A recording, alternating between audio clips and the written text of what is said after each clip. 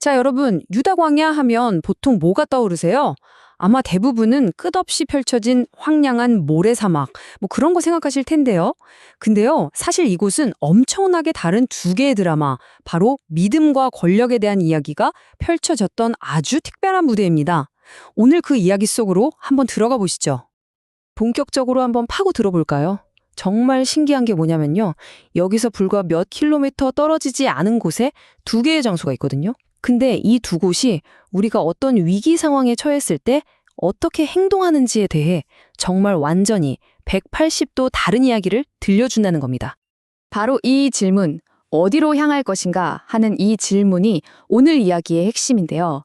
이 질문 하나가 전혀 상관없어 보이는 새 인물, 그러니까 왕이 될 운명이었던 한 목동, 그리고 지독한 편집증에 시달렸던 폭군, 마지막으로 역사상 가장 유명한 여행을 했던 동방박사들까지 이 모두를 하나로 꿰는 열쇠가 됩니다.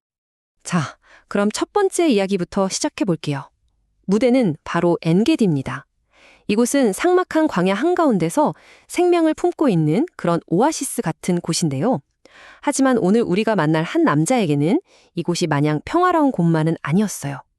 오히려 혹독한 시험의 장소였고 정말 필사적으로 몸을 숨겨야만 했던 그런 은신처였죠.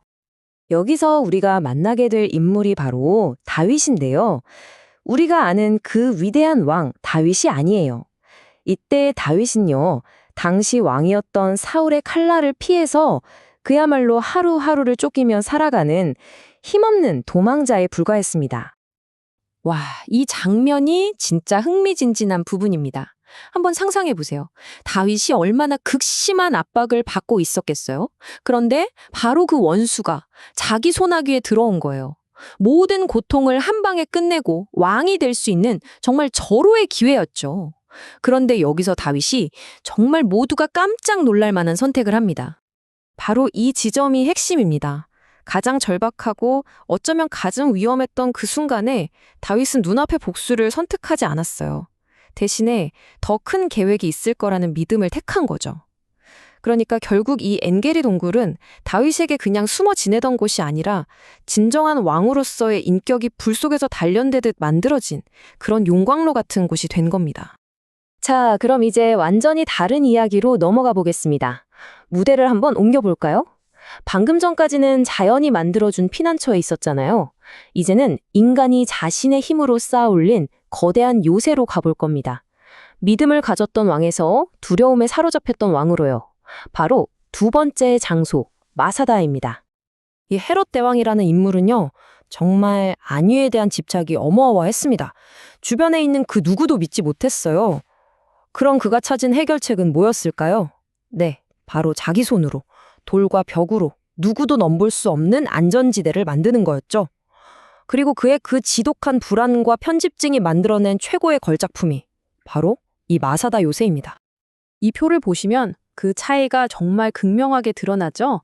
한 명은 자연 속에서 겸손하게 신뢰를 통해 안정을 찾으려고 했고, 다른 한 명은 자신의 권력과 통제력, 그리고 저 단단한 돌의 의지에서 안정을 얻으려고 했던 겁니다. 정말 정반대의 길이죠. 자, 지금까지 우리는 믿음의 길을 걸었던 다윗과 두려움의 길을 만들었던 헤롯, 이 두 가지 길을 살펴봤습니다. 그런데 전혀 다른 이 두 길이 이제 한 지점에서 아주 흥미롭게 딱 마주치게 됩니다. 바로 새로운 인물들, 우리가 잘 아는 동방박사들이 등장하면서 모든 게 연결되기 시작하죠. 동방박사들은 이제 정말 중대한 선택을 해야만 하는 상황에 놓였어요. 왜냐하면 헤롯의 정보망, 그 눈과 귀가 사방에 쫙 깔려 있었거든요. 만약에 아무 생각 없이 왔던 길로 편하게 돌아간다? 그건 뭐 거의 죽으러 가는 거나 마찬가지였습니다. 그러니까 이 문제는 단순히 어느 길로 집에 갈까 하는 지리적인 문제가 아니었던 거예요. 이건 훨씬 더 깊은 영적인 선택의 문제였죠. 과연 어느 길을 따라야 하는가? 헤롯으로 대표되는 권력의 길인가? 아니면 다윗으로 대표되는 믿음의 길인가?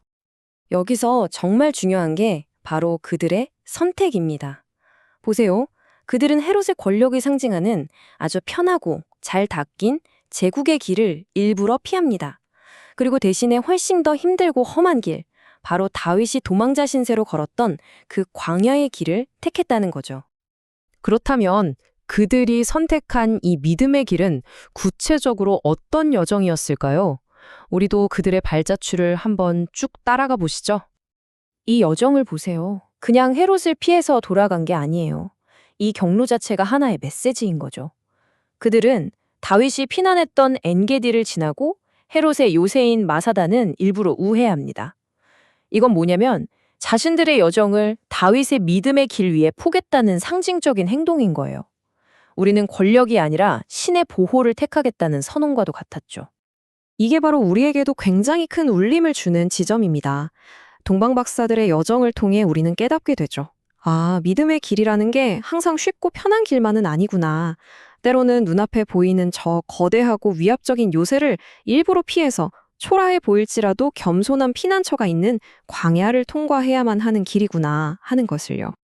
자, 이제 마지막으로 우리 자신에게 한번 질문을 던져보게 됩니다. 내 삶에서 나는 지금 요새를 쌓고 있는가? 아니면 피난처를 찾고 있는가? 어떤 어려움이 닥쳤을 때 내가 스스로 만든 단단한 벽에 의지하나요? 아니면 그보다 더 큰 존재를 신뢰하나요? 이것이 바로 오늘 하나의 사막 위에 그려진 두 갈래길이 우리에게 들려주는 이야기의 전부입니다.